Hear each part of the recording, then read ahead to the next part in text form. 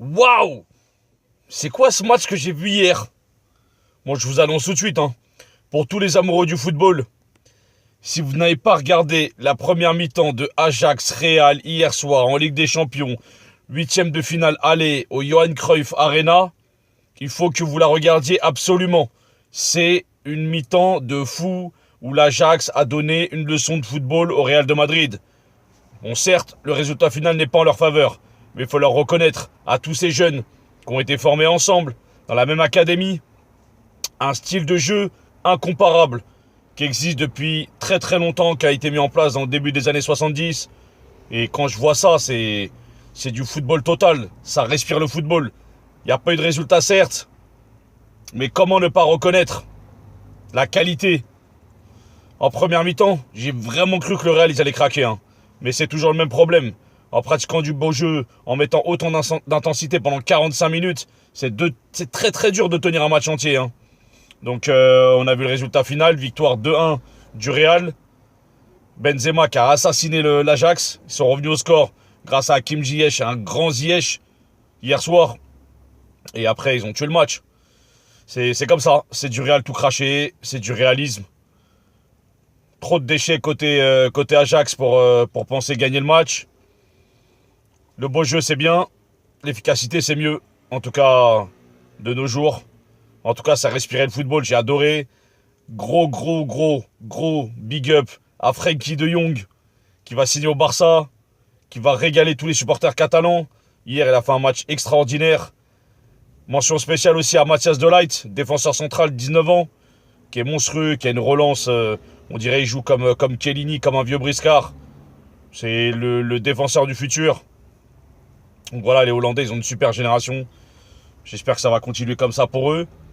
Et au final, je me dis que même s'ils vont perdre pas mal de joueurs au mercato d'été, il y aura toujours des jeunes derrière. Ça pousse, c'est un centre de formation. Pour moi, le meilleur centre de formation au monde. Donc voilà, félicitations à l'Ajax malgré la défaite. Et Real, classique, qui se réveille au mois de février, quand il y a l'odeur de la Ligue des Champions qui arrive. Sergio Ramos, fidèle à lui-même, toujours dans la guerre, dans le combat, qui prend un carton jaune volontaire pour pas jouer le match retour en disant que c'est acquis. Comme ça, il efface sa dette de carton jaune. Toujours intelligent. Vinicius, heureusement qu'il est là, qu'il apporte du peps. Parce que Gareth Bale, encore décevant. Marcelo, toujours sur le banc, mais qui est bien remplacé par le petit Reguilon, là. C'est pas mal, hein. Je suis agréablement surpris, hein. Donc voilà. Bon, après, mon petit coup de gueule, c'est par rapport à la VAR. Toujours le Real qui est favorisé. Je n'ai pas compris pourquoi. Pour un demi-millimètre de hors-jeu, il n'y a même pas... franchement, c'est insifflable. Tu peux pas, juste avant la mi-temps, pénaliser comme ça une équipe. C'est horrible. J'étais dégoûté pour l'Ajax, franchement. Mais c'est comme ça. L'autre gros match d'hier soir, c'était Tottenham-Dortmund. Tottenham qui a explosé la défense de Dortmund, pourtant qui avait pris que 2 buts depuis la phase de qualification en 6 matchs. Là, en un match, ils en ont pris 3. Ils se sont fait torpiller. Tottenham à la maison, c'est assez impressionnant. Il y avait une sacrée ambiance. Pourtant, il manquait Harry Kane, il manquait Dele Alli, 2 joueurs indispensables, mais qui ont été superbement remplacés. J'ai été extraordinairement surpris par Moussa Sissoko. Pourtant, Dieu sait que je l'ai décrié. Mais hier, il a été au four et au moulin. Une densité physique, une intensité, un apport que j'ai rarement vu chez lui. Mention spéciale encore, parce que c'est un joueur qui est vraiment sous-coté. Pour moi, je comprends pas comment les grands clubs peuvent pas acheter ce joueur. C'est Christian Eriksen. Il est partout. À la passe, au coup de pied arrêté, dans les intervalles. Il se déplace, il défend, il attaque, il frappe. Oh, c'est incroyable. C'est un joueur fantastique. Et l'autre joueur fantastique, c'est Son. Son, pareil. C'est un Asiatique. Donc, comme c'est pas un Sud-Américain, sa cote, elle est pas assez élevée. Mais c'est un joueur que j'aimerais d'avoir dans un club comme le Barça ou à United, où c'est ce genre de joueur qui est un joueur de club, qui est un joueur de valeur, qui est toujours au service du collectif. Et on voit le résultat. Donc félicitations à Tottenham, avec un gros Hugo Lloris, que je ne l'ai pas dit, hein, mais qui fait un super match. Dortmund décevant à tous les niveaux, milieu de terrain, ils n'ont pas eu la maîtrise du ballon. Devant, trop de déchets, que ce soit Sancho, soit le petit Pulisic. Derrière, pas serein, parce qu'à chaque contre-attaque de Tottenham, C'était léger derrière. Donc moi je pense que c'est terminé. De Tottenham qualifié, le Real qualifié à mon avis. Voilà, ça nous a donné pas mal d'indications. Hier Paris, j'en ai parlé, qui est pour moi déjà qualifié. Et, euh, et je pense que la seule incertitude, j'en ai pas parlé parce que j'ai pas eu le temps quand j'ai fait le débrief de United PSG, c'est Roma Porto.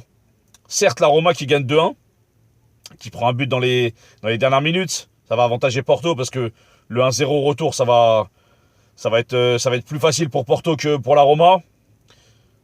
La Roma, je suis obligé de parler de la petite pépite, Nicolo Zaniolo, qui vient de l'Inter. Je suis dégoûté que l'Inter l'ait perdu comme ça, qui fait un match énorme. C'est ce genre de joueurs qu'ils auraient jamais dû perdre et qui font la différence dans les grands matchs. Et Dzeko, encore un attaquant sous-coté, un jeu en remise et en pivot, c'est fantastique. C'est un attaquant pareil. Il était à City, il n'a pas eu les résultats escomptés, mais c'est un top attaquant. Pour moi, c'est dans le top 10 des meilleurs attaquants mondiaux. Donc voilà, ça a fait la différence. Porto, c'est un peu léger, ça manque de qualité. Moi, j'ai bien aimé le petit Militao là que le Real veut acheter. Brahimi, il essaye, il est fougueux, mais pas assez efficace. Au milieu de terrain, il était un petit peu dépassé, à part Danilo Pereira, que j'ai bien aimé, qui a fait un super match. Donc on verra le match retour. Là, pour moi, c'est là où il y a le plus d'indécision. C'est la Ligue des Champions. Donc rendez-vous la semaine prochaine pour la suite. Notamment un Lyon-Barça, un Atlético-Juve, qui vaut son pesant de cacahuètes.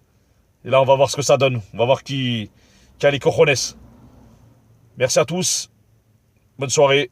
Continuez à regarder le foot. Hier, c'était magique. Ça m'a redonné le goût du football total. J'adore.